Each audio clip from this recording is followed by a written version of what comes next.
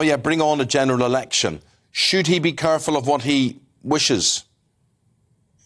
Yes, I think you should always be careful of what you wish for, because, of course, we've been here before in Labour history, where Margaret Thatcher went in similarly tumultuous circumstances in November 1990. Her cabinet, one at a time, went in to see her and told her that the game was up. So it was really, really dramatic stuff after a decade as Prime Minister. And of course, what happened then was that John Meagher replaced her. The public took a look at John Meagher and thought, we don't really know this guy. He seems like a nice chap. Let's give him a go. And of course, what happened then was that John Meagher won the 1992 general election with a record share of the popular vote. It's often forgotten, given he was obviously booted out by a record majority as well in 1997. But certainly at that time, the public sort of said, look, they've changed the unpopular leader. There's been a change of tone, a change of direction.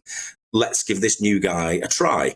And the danger for Labour is, of course, that something similar happens here, where Boris goes and takes with him some of the kind of toxic legacy about the last couple of years, the things that have dogged him, the scandals, all the Partygate stuff and all of that goes, and you get somebody else that comes in with a very different tone, a very different style, and the public take a look and say, okay, let's give this person a go. I mean, I can imagine, the juxtaposition of Boris with somebody like Sajid Javid, for example, who, is a very serious person and somebody that seems, I think, to most voters, a reasonably sincere chap. No, if he were to win, and there's no indication he will, I think it'll be a big struggle for him. But for example, if he were to win, there's enormous symbolism being the first Asian Prime Minister. It would be quite a moment. And again, I think it would help to reset the narrative the Conservative Party's got, and will give it a chance possibly of winning a subsequent general election. We're at that awkward kind of halfway stage in this Parliament where all things are kind of possible. But Labour having Boris Johnson in office kind of fatally wounded, hold below the waterline, whichever kind of phrases or adjectives you want to use, is probably better for Keir Starmer and Labour than having a new Conservative leader and a new Prime Minister. So what do you think, as a Labour advisor, Keir Starmer's best strategy is, let's say, even just in the next 24 hours?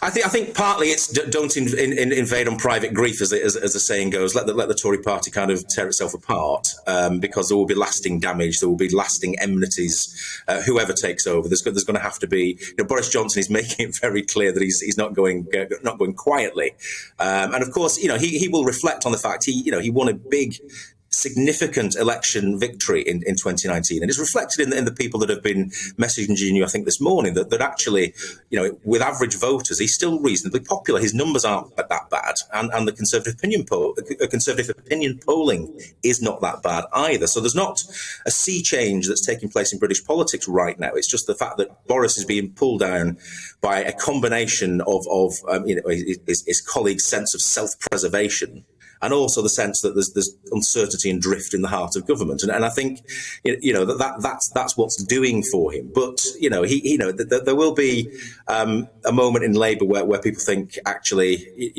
there's a level of uncertainty now. But what they've got to try and do, I think, is to say that the Conservatives have been in power since 2010, so this is the 12th year of a Conservative government. We've had 3 prime ministers: Cameron, Theresa May, and Boris, and potentially now a 4th.